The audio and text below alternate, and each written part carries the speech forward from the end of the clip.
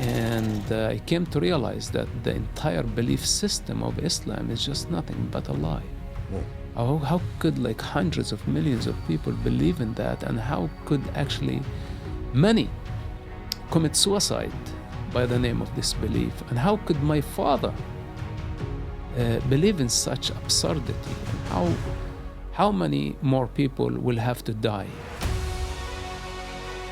Mosab Hassan Yousef is the most important spy that Israel has ever had. The son of Hamas.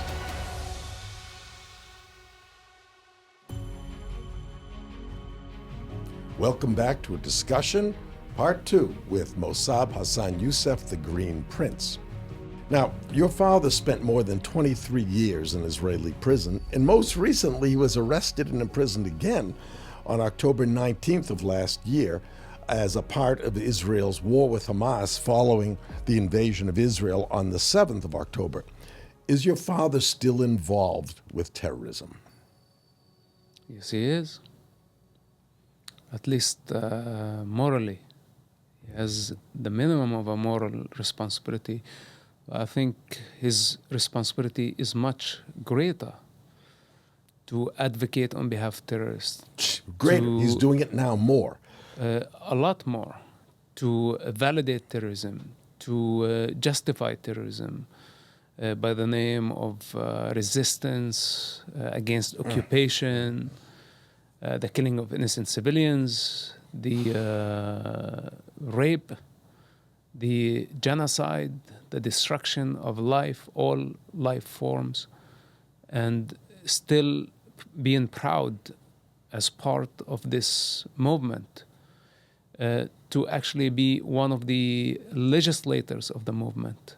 Still, after all these years, of course, because there is no escape for him. If he's one of the original founders who wrote the Hamas Charter some 36 years ago for these people, it was very romantic. It's very similar to the college students who go chanting from the river to the sea.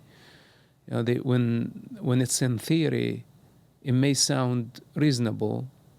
It's okay. They are doing it as part of their religious duty to free the Islamic land from the Zionists. So they think of it as a fancy idea, right?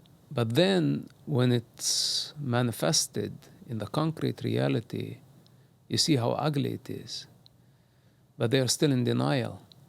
And the distance between actually imagining and manifesting in Hamas case is about 36 years. And the climax of their atrocity was October 7. But it's not the only one. It's not the first, and it's not the last. Because after October 7, what they did to Gaza and to the Gazan people as well. So how can you still be sitting on the top of this organization after all the things that you saw and the destruction that happened and the human suffering, human pain, and still believe that this is a justified act of resistance? You must be mad. Right, and they can't change their mind. Now, have you had too late. Too late. Have you had any contact with your father since that time? Since you told him that you were working for the Israelis? The last conversation between me and my father was the eve of publishing my book back in 2010. I see. And that's when he first learned that you were an agent. I personally told him I wanted him to hear from me, not from someone And you didn't else. do it in person, of course. He was in prison. I was in San Diego. I see. So it was over the phone. And it was the most difficult phone call I ever made in my life. Your own father is a mass murderer. I mean, he's not going shooting himself. This is why for him it's he's not making the connection. But directly, indirectly, he's responsible for so many deaths. People's death. All the deaths. Yes. Including of Palestinians, right? Yes, yeah. And this is why I needed to draw the line. Like, as much as I loved my father growing up, because to me he's my father, And I kept separating his status as Hamas leader and as my father up to October 7. I saw him a couple of days before he was arrested on the top of a demonstration in Ramallah in support of Hamas. And this is when I felt the need to draw the line finally. He disowned me some 14 years ago, and I still consider him as my father. I say he did what he had to do. He will always be my father. I will always honor him. But in that moment, and after it was just a few hours earlier, I watched the massacre, the 47-minute of the attacks. And I was blown away of how far Hamas went into their evil. Barbarism. And I was like, this is it. It cannot be my father anymore. I see. Like, That cannot was be. it. And also it was the moral dilemma, because I personally, how could we have leverage over Hamas? And I was trying to come up with any solution. How can we pressure them? So one of the ideas that I suggested publicly to Israel and even to the U.S. government is we must take Hamas leaders, put them on a retrial. All those like high-profile terrorists like Abdullah Barghouti, Marwan Barghouti, Ibrahim Hamid, and all the big names that Hamas want to release in return for the innocent hostages, that actually we send them retrial and and say basically, if you don't bring the hostages back, all the names, this 100 most important mass murderers that you want to release would be executed. Mm-hmm. But then between me and myself, I was like, what about Sheikh Hassan Yousef? Is he an exception? And I just, to make things very clear, I said, no exception. That includes Sheikh Hassan Yousef. And, many people thought it's like, this guy must be insane, going out public, it's like, execute my father. But people don't understand how dangerous is this and where do we draw the line on a scale of morality, spirituality, when we see things going out of control and genocide, ethnic cleansing of innocent people is about to become legitimate. Right. Where people validating the attack and by all lame excuses, and I know more than anyone else. By any means is what they say. Right. By any means. Yeah, one of the problems is, there are many problems in the world, but one of the big problem in Israel is they don't have the death penalty. It's a shame. They must have the death penalty. If they had the death penalty, Hamas would have not kidnapped civilians. That's right. That's the point is to force Israel to surrender and negotiate with Hamas. And give up more mass murderers. Like Sinwar. Who was given up because of the trade with Gilad Shalit. Gilad Shalit back in 2011. Right. You may not remember this, but in 2011, the Hamas had previously kidnapped a young soldier, Gilad Shalit, and held him, 3, 5, 6 years. And through that period of time, Israel was negotiating with Hamas to release Gilad Shalit, and ultimately did. And what they had to do to get one soldier back was release a little over 1,000 Hamas prisoners that were in Israel jails, many of whom had blood on their hands, and one of whom was Sinwar, who planned the October 7th attack and barbarous attack on Israel. Negotiating with terrorists should never be done. I agree. Now, earlier, 2019, a few years ago, your brother Suhaib, is that how you pronounce it, Suhaib? Yes. As I understand it, he went on TV and described Hamas, and I don't know which TV, you'll tell me more about this. He described Hamas as a terrorist organization and corrupt. Hamas called him a traitor, a collaborator with Israel. So I wonder, is he still alive? Where is he?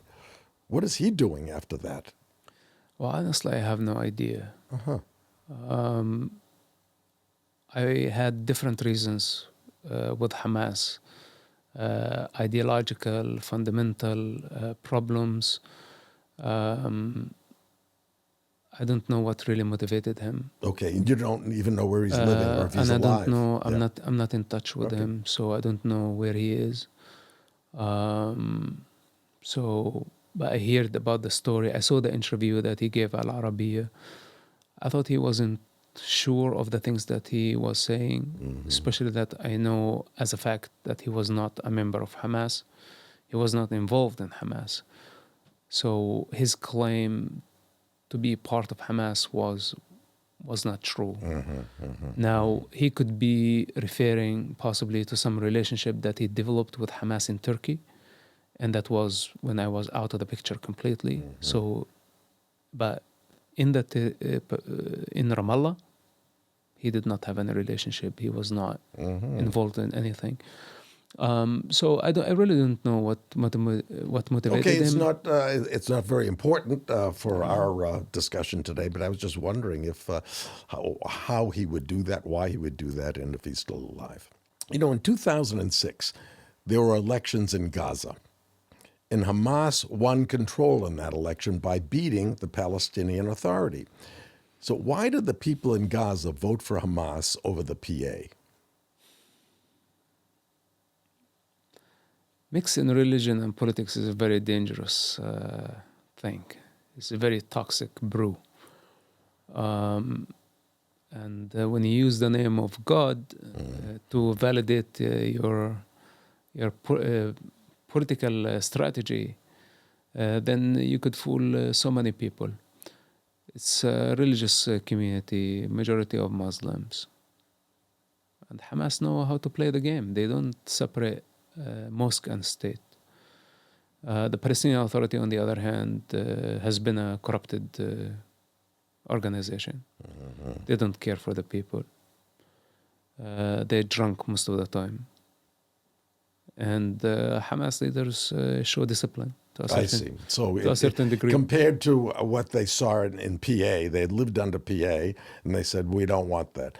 But right after that election, the Hamas members of Hamas were killing the leaders of PA. Yes. Not only the leaders of the PA, they killed even the other Islamic rival movements, like the Salafi jihadists. I remember one of the incidents, some 50 Salafi jihadists were inside the mosque begging Hamas forces not to shoot, say, by the name of Allah, this is the house of Allah, this house of God, house of worship. Please have mercy on us. And Hamas executed all of them inside the mosque. That's not only a rival from outside, that's the arrival within the Islamic jihadist mindset. So I never heard of that. Yes, because most people don't. So the Salafists themselves, not only were they are they Muslims, but they were also radicals too. Yes, because this is how, and the difference between them and Hamas is a very small difference. This is how much Hamas does not tolerate anyone who think outside of their box. And any of their leaders, if they would oppose them, they would be politically assassinated or possibly physically. Truly assassinated. Wow. So why do you think why am I being so firm in my stand when it comes to Hamas that there is no way to tolerate them? Because I know that they are a black hole that cannot be satisfied, and they will always find a reason to justify their violence. Not only against the Jewish people. The Jewish people are just caught up in this Arab conflict, Muslim conflict, Shia-Sunni conflict. It's external. Has Israel only in the wrong place? In the wrong place and take the blame every time. But the truth, it's not an Arab-Jewish conflict as much as it's Islamic Arab conflict. Now, given your father's leadership role in Hamas, why didn't he move to Gaza? Why did he stay in Ramallah on the West Bank? Because Hamas is strong in Gaza, so you would think he'd move to Gaza. Yeah, but also at some point Hamas was very strong in the West Bank. Oh, I see. Okay. So it depends. And Right. the power shifts. Like during the Second Intifada, Hamas was a lot stronger in the West Bank. So my father was on the top of the movement at that time. And Gaza had to follow. But later on, the shift of power, which is the natural thing, Gaza became a lot more stronger thanks to the Qatari money and all the support that came from Turkey after the days of the flotilla and the first, second, third Gaza wars, which made basically Gaza into a global cause, the Muslim cause. Then it became the liberal Che Guevara's rebellions, all type of anti-establishment movements around the world focused on free Gaza, free Palestine, etc. The BDS movement. So many things worked in Hamas' favor, and how Hamas exploited this global chaos by the name of Gaza and name of Palestine and direct it to serve their agendas and becoming a recognized incredibly and legitimate movement. Now, if new elections were held today in Gaza, would the people still vote for Hamas?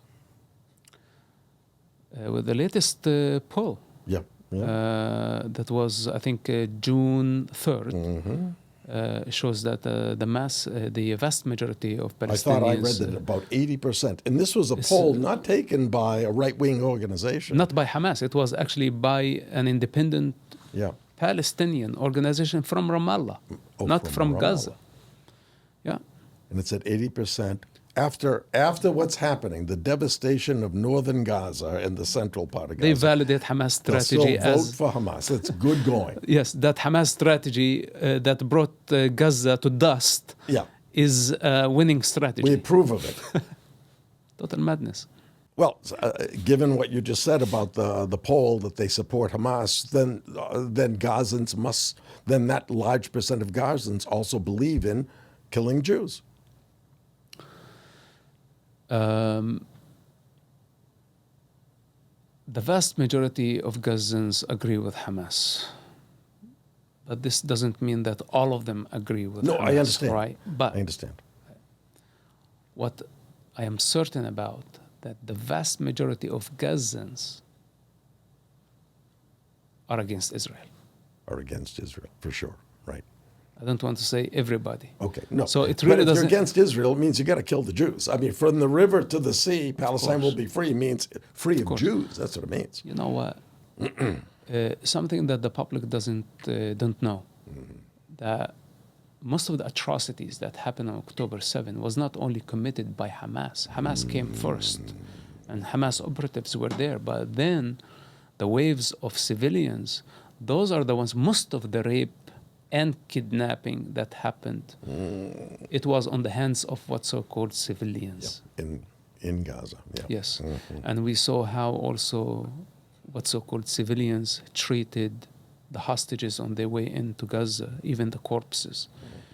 We're talking about a brutal culture, and I'm not afraid to say this. You know, many the reason I try to take the gentle approach, because many people might think that I'm blinded by hatred. But they don't understand. If I personally go to Gaza, there is no one in Gaza that would agree that I should live. They all want me dead. They all agree on that. So it's not only they want all the Jews dead, they also want me dead. And I say, why? Because I opposed Hamas' strategy of targeting civilians indiscriminately that give you the right to sentence me to death. So why the Gazans want me dead? It's not only they want the Jewish people dead. And is this a solution? So we're talking about death culture. And when a society agree on evil, where raping and beheading of civilians become a form of legitimate resistance. Not just resistance, but glorified. Glorification. Yes. Now, a a society like this has fallen from grace. Because how can you now, that's it. How can you rationalize with them? Yeah. And how can you rebuild it? You can't.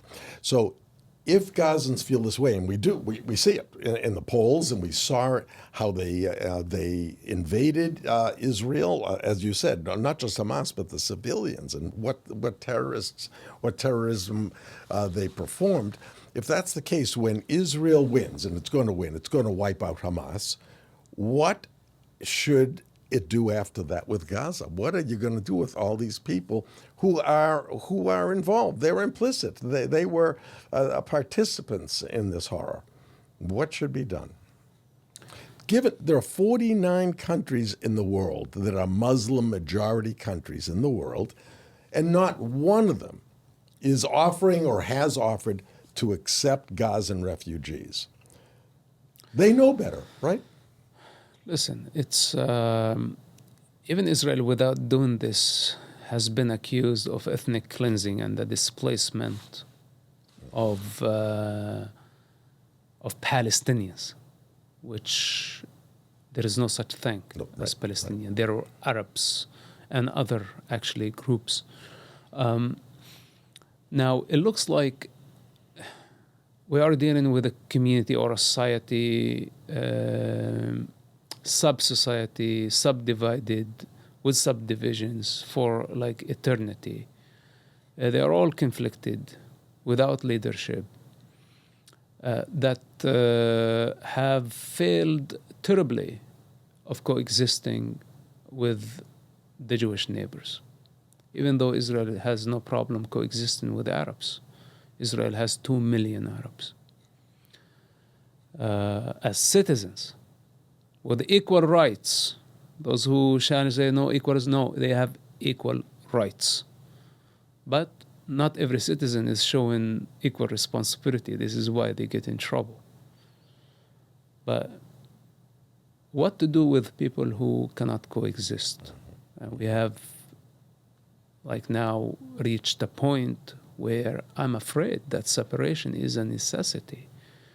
Call it apartheid, call it whatever you want to call it. I think it's just torture to have two cultures that they cannot coexist with each other, especially when one of them is insisting on violence.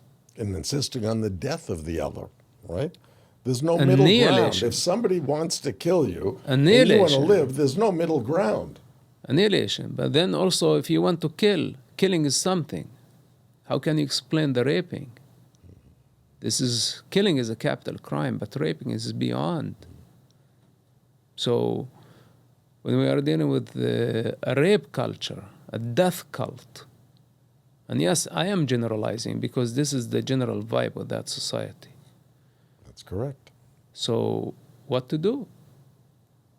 Has to be destroyed, in my view. People, and now people who don't understand that culture come from the outside and say, we're all the same. You just need a good job and good education. The two-state solution with economy, etc. This is going to lead to prosperity, and there is going to be peace. Nobody can guarantee that. We're talking about two different people, the opposite. And one of them is depending on the destruction of the other. So my personal opinion, the confederation between Egypt and Gaza, between parts of the West Bank, what's so-called the West Bank, Judea and Samaria, that's like the most populated areas, and Jordan. Not fully Jordan. So I would give the authority to the tribes, to the major tribes. Mm-hmm. I would have them under the authority of the Jordanian intelligence that manage them, but from outside, not from inside. And I would have a police keeping force dressed in white, okay, without big guns, if necessary, just sticks to keep the order inside those communities. But the superior hand is to the Israeli security that is monitoring everything.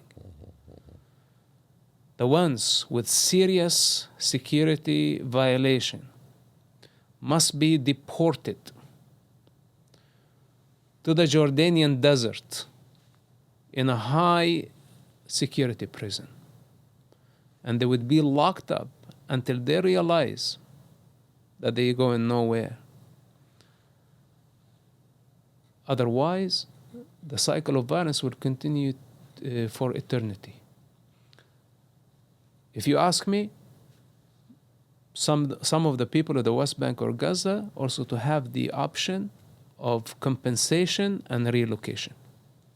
So it's their own will. Here is a package, and here is a country, 2, 3, 20 countries as an option. You have the freedom to move out if you don't like this arrangement. We don't need another state. That's right. We don't need another state, especially we don't know who's going to rule it. Right. It'll be. Is it going to be the jihadist, the Islamist, the communist, the devil? It's something that is not worth risking anymore.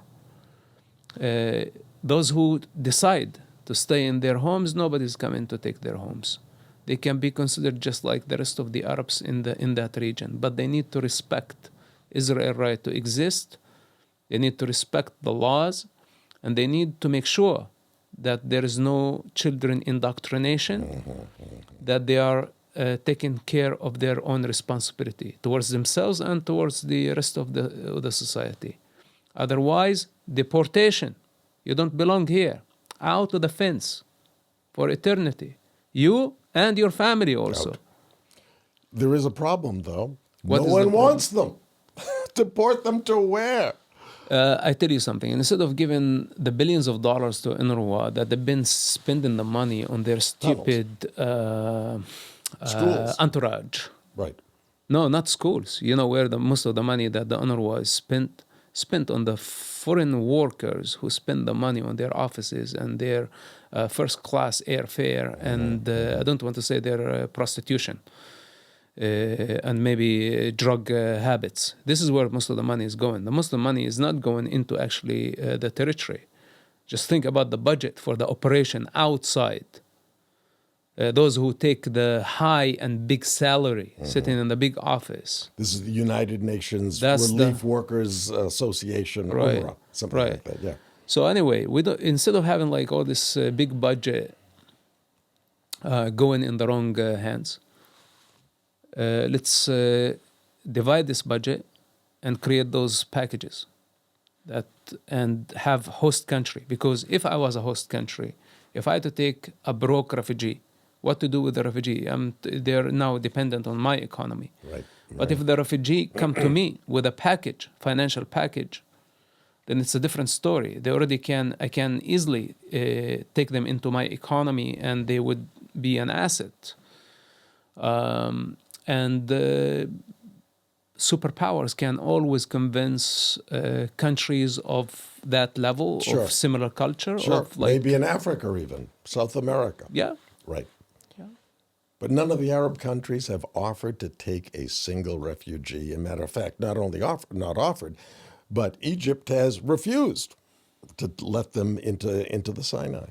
Now, in 1999, while you were still undercover, you converted from Islam to Christianity, which under Sharia law, as I understand it, is a crime punishable by death. Weren't you already in enough danger? Why did you take on this extra risk? So for me, it was not conversion from religion to religion as much as I was inspired by, let's say, Christ consciousness, not Christianity. I did not have encounters with like Christianity as a religion as much as I met fellow travelers that introduced me to Christ consciousness, and I identified with the one versus the mob.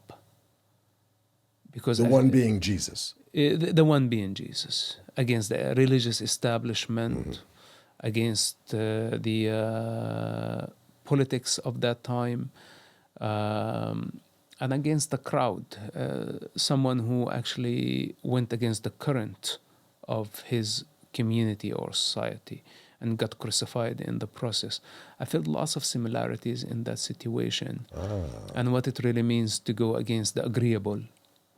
Even though, you could just take the side of the agreeable and fit right in the society. And for me, it was perfect because I was well protected by the religious establishment. And by your father. By my father and by actually his enemies. So I was protected by everybody. If you think about my position, I had lots of power. And even though it was a very risky mission, but I was well protected. So, but for me, I had to rebel to create the change, at least to create the change within. So, meaning crucifixion didn't matter. Even if I get killed in the pursuit of my freedom, this is okay.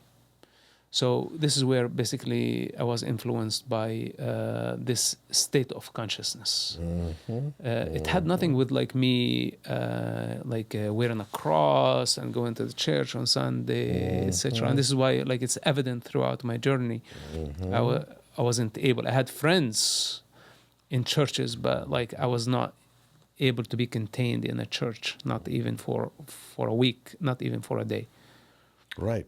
So how did you accomplish this conversion? Or was it really a mental, a cerebral conversion? You didn't do anything in a church, or did you? So I had friends at the beginning of my journey here in San Diego who invited me into their community. It was a new church. And of course, I really needed support at that time because everybody had turned against me. Not only my family, it was also the U.S. government that wanted me deported. We're going to go into that. Yes, and the Shin Bet abandoned me because they wanted me to go back. And I was totally on my own. So the Christian community were very, very generous to actually provide, some of them provide a couch where I was able to have a place to stay for a few weeks. And it was just nice friendship, you can say, a sense of community. But for me, it was not like about getting involved in religion.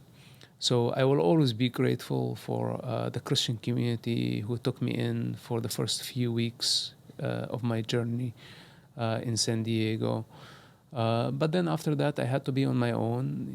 I had to just stand for my own truth and find my own path towards my freedom. And going back a little bit, rewinding that tape, before you came to the U.S., what convinced you or influenced you to stop spying? What happened? It was just too much pressure? You'd done it for 8 years, 9 years? It was the realization of fighting a ghost. That's one thing.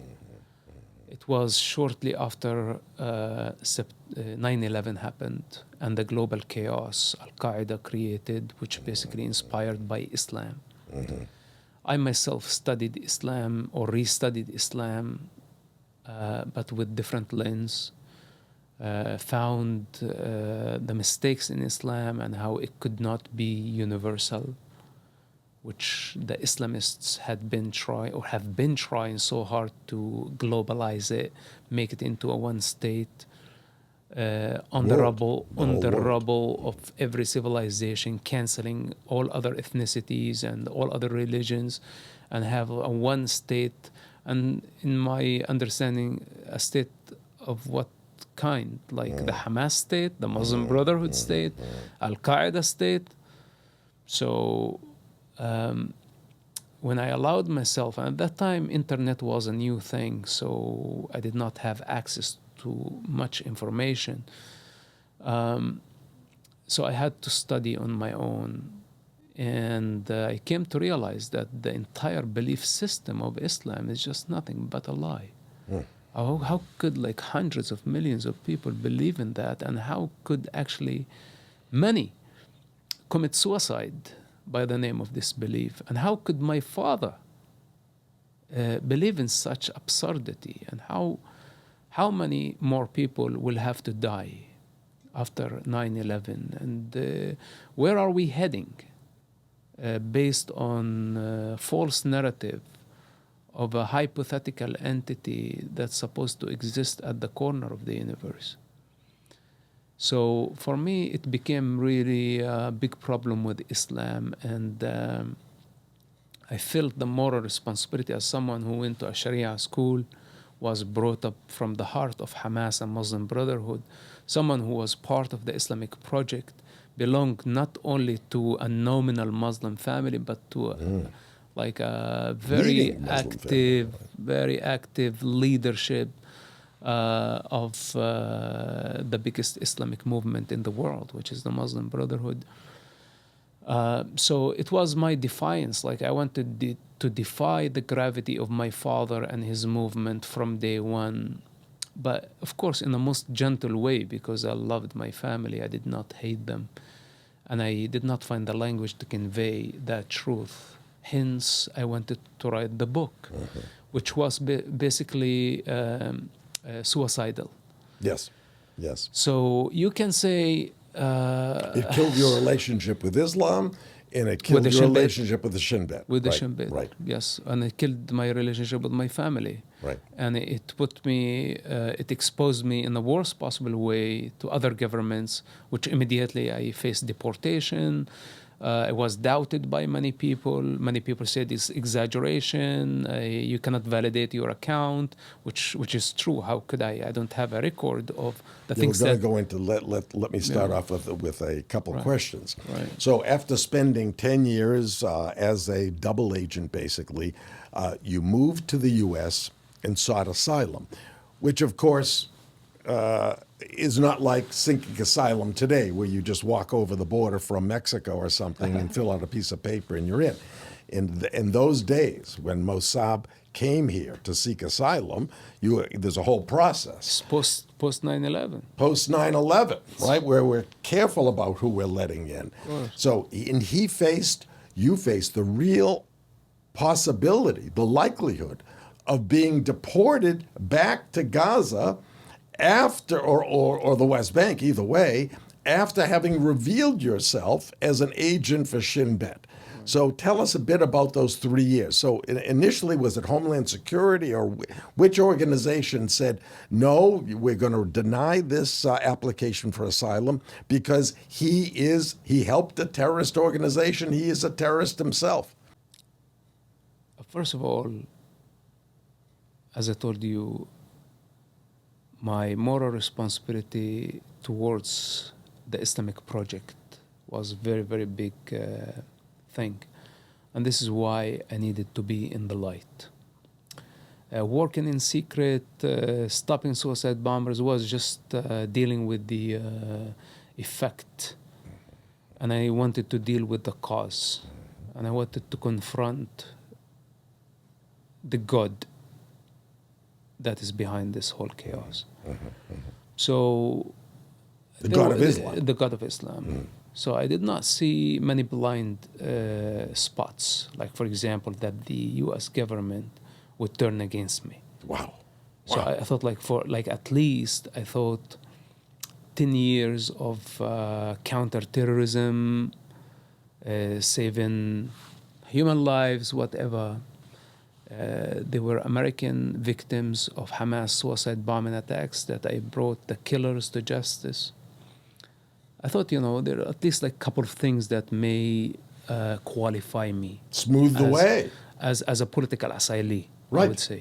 Political asylum, absolutely. So they were actually opening political asylums. Everybody was getting political asylum, but when it came to someone whose my life was in real danger, and I did not come to the United States with the intention of exploiting the American freedoms as much as I came really as an escape. That is now not only the Middle East, but also any other Muslim country became a danger. Sure. 46 countries. And even the reality in the United States, I needed immediate protection because also we have a Muslim community in the United States that could be also coming after me. Let me back up a little bit. How did you even get into the United States? I came legally in the United States, and that's another thing. You had a passport at the time? I had a travel document. Okay, my work with the USAID helped me get a visa. I see. And this is why I took advantage of that. Great. Okay. And because that was a question I had. Right. I didn't see. So I came basically on a visa to the United States through the airport, through the border. And I revealed who I was to the Homeland Security. I did not hide anything. I said, this is my father. This is who I am. This is what I did. My life is in danger, and I need your help. Right at the airport when you landed, basically? Not at the airport. It was a couple of weeks after. Okay. A couple of weeks after, through my lawyer, we applied for... no, actually, it was 6 months later because my lawyer said, you'll have to wait until your visa expire. 6 months, and after that, we are able to apply for asylum. And this was the only reason. But for me, it was a disadvantage because I did not have the financial how did you live for capacity 6 months? to live for 6 months. So I was just hopping from a hostel to a hostel with the minimum. And I met a couple of friends that allowed me actually to sleep on their carpet at some point, waiting to apply for the asylum. But then when apply for the asylum, had to wait also an additional 6 months for a response from the government. And when the appointment time come, it was in Anaheim. The officer had a 7 hour of interrogation as I have infiltrated the country. And I was like, I came through the airport, through LAX. You didn't know about my existence. I revealed my identity. I told you the whole truth. And now you're... And they were treating you like a criminal. And now you're treating me like a potential terrorist. Wow. So I told him, this is just insane what you're doing. If I am deported, I get killed. He said, well, this has to be up to the judge, not up to me. And it was deportation.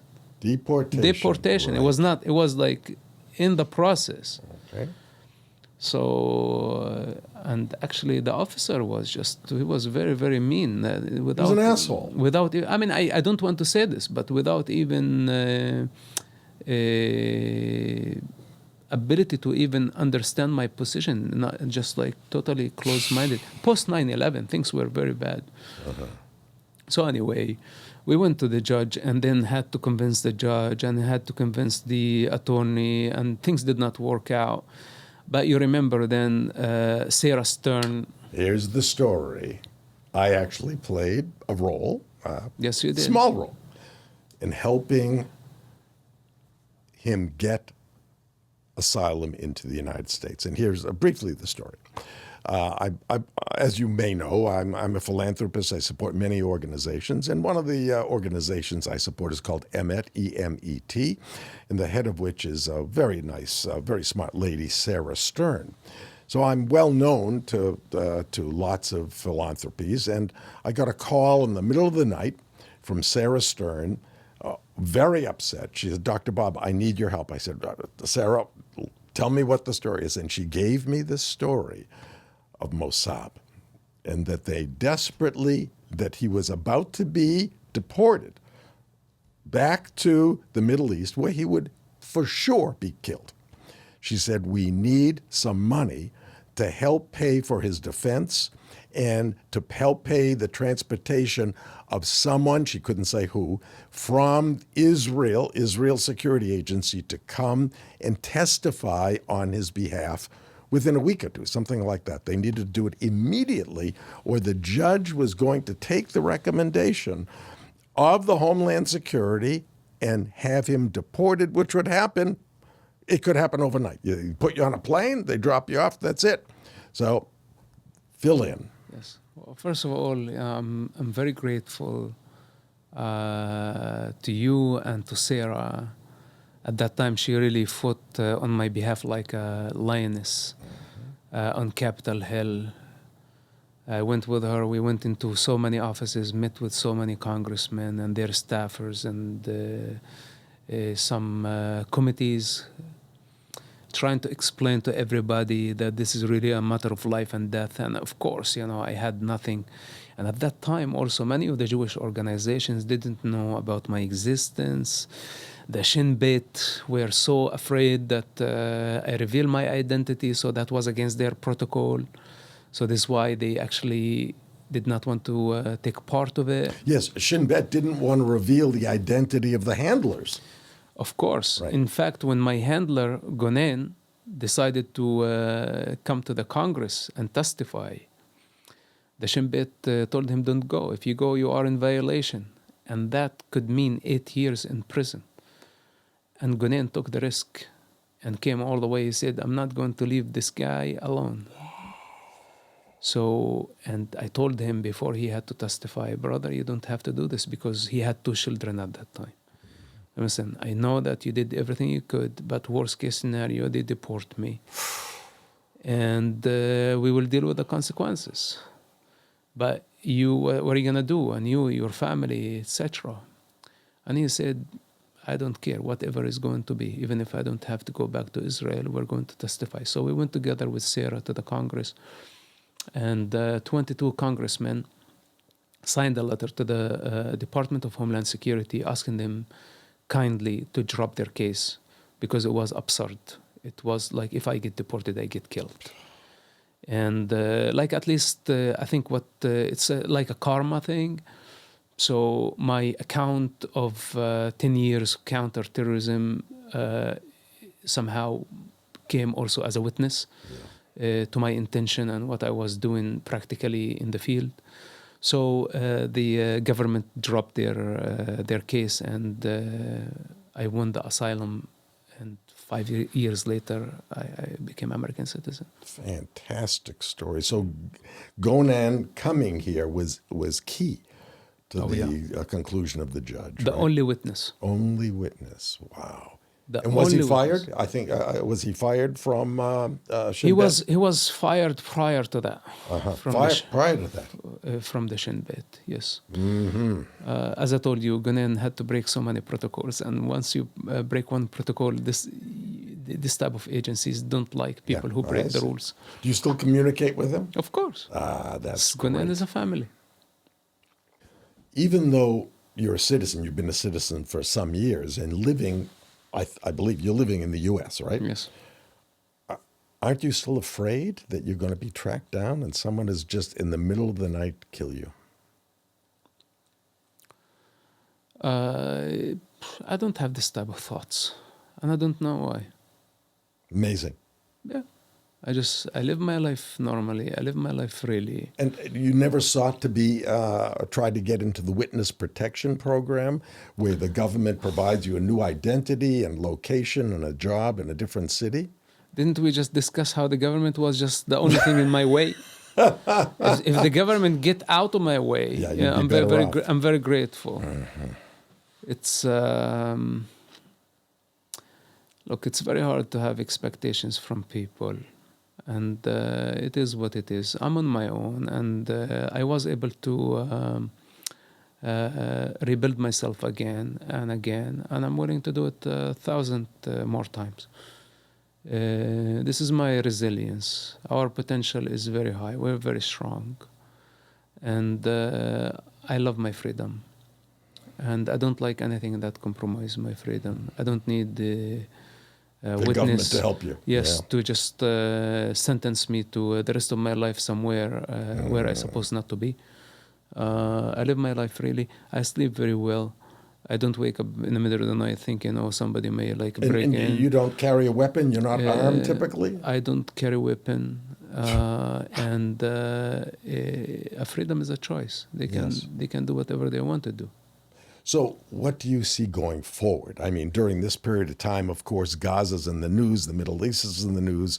You're highly sought after to speak about these issues, and people want to hear your ideas because not only in the past, but you're smart now and you have you have things to contribute. But going forward, you see yourself ever living a normal life, getting married, buying a house, having kids? Do you see that? Or what do you see when you look forward? What is a normal life? Yeah. A normal life could be very boring for me. Since my childhood, as I told you, I take risk. Great risk. And it's too late for now to have adrenaline junkie like me to change. Yep. I love taking risk. I love adventure. I love to defy gravity. I love to challenge government, religious establishment. And I never canceled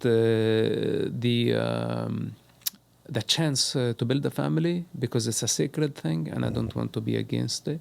But maybe it was not meant for someone like me. Because usually, women, they are looking for security. Stability and security. Yeah. And I'm just too selfish, I think, to drop the things that I like to do. So it is what it is. I enjoy my life. I have very, very interesting life, full of excitement. For sure. It's thrilling. And I have my creativity also that gives me lots of satisfaction. And I'm in charge of my nerve system. So whatever outcome, I am the one who decides how it's going to play out. But who knows? Let's overcome this war. Let's go through the storm. And let's see what's waiting for all of us on the other side. Thank you, Mosab. Thank you for speaking with me today. And thank you so much more for the tremendous risks that you've taken for 10 years as a secret agent for Israel, during which time you saved hundreds of innocent lives. And thank you also for your continued efforts after the attacks on October 7th of traveling around this country and speaking about the evil nature of Hamas. Perhaps through your efforts, Americans will understand that there is such a thing as evil, and that negotiating with evil to achieve peace will always fail. The only way to achieve peace is to destroy evil, and in this case, to destroy Hamas. If you want to learn more about Mosab's early years, about becoming a spy for Israel, then you should read his book, The Son of Hamas, which was published in 2010. It's available on Amazon, where it has been reviewed by more than 4,000 readers and has earned 4.7 out of 5 stars. His more recent book is entitled From Hamas to America, My Story of Defying Terror and Finding Redemption in the Land of Opportunity. And for those of you who prefer watching instead of reading, I highly recommend a movie entitled The Green Prince. It's a gripping documentary made in 2014 featuring both him and his principal Israeli handler. I streamed it just a few days ago on Amazon Prime, and unlike many documentaries, this film is both very well done and very exciting. I highly recommend it. Thank you for watching. And if you enjoyed this episode of Life Lessons with Dr. Bob, please subscribe and you'll be automatically notified of future podcasts in the series.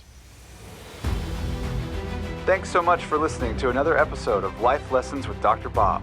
If you enjoyed these interviews with some of today's most influential thought leaders, please follow and rate the show on your favorite podcast platform.